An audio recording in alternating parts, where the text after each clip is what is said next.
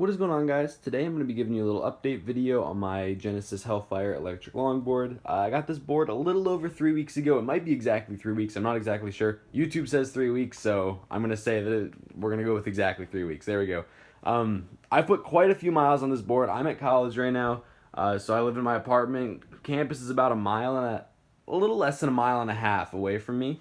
And to save gas, I've actually started, and maybe even next year I'll be to save like $400 on a parking pass. I might start doing this as well, but to save gas, I've been taking the longboard to and from class, so that's about a a little less than 3 mile round trip every single day. That will knock the battery down from 100 if I have it fully charged to about 75. And that 3 mile trip, 4 times a week, I guess, because I only have classes Monday through Thursday, be 12 miles a week. 36. And then I also ride around. I'm a really big Pokemon Go player still. I know a lot of people have stopped playing altogether, but I'm still stuck on the bandwagon for some reason, so I don't know. Pokemon Go is my thing, so I'll take this to campus every once in a while just to longboard around, hatch my eggs, and catch some Pokemon.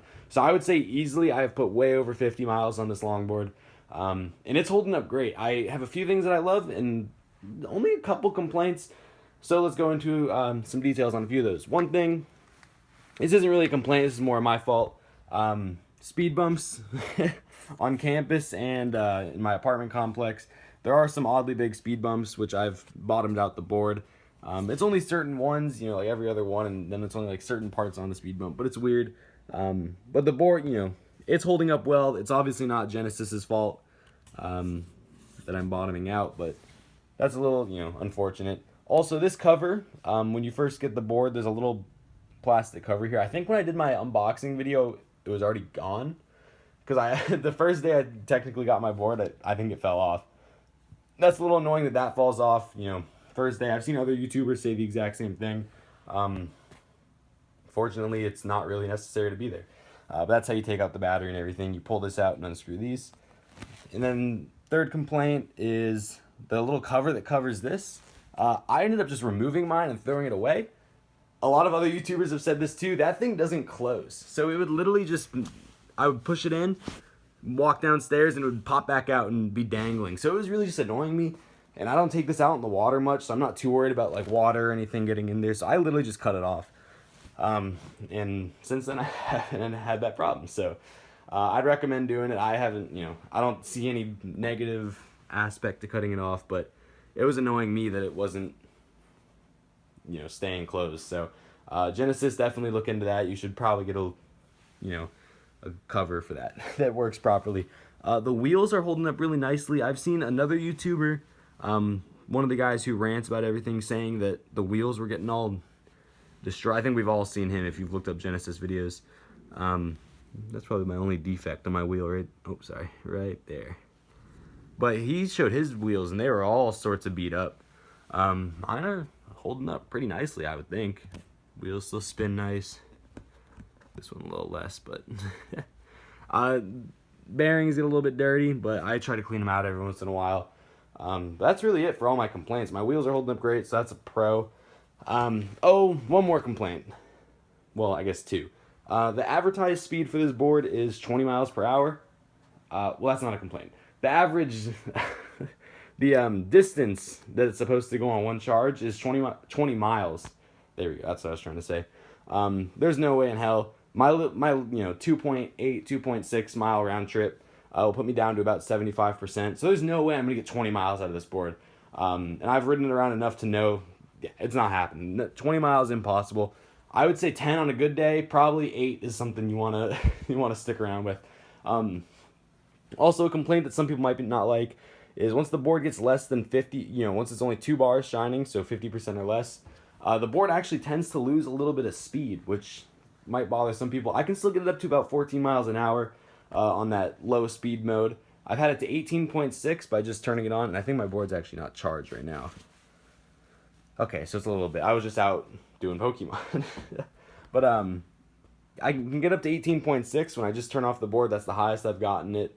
Going to and from class, and it's relatively flat. Controller's holding up good.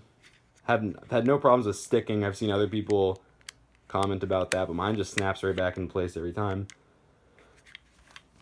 All right.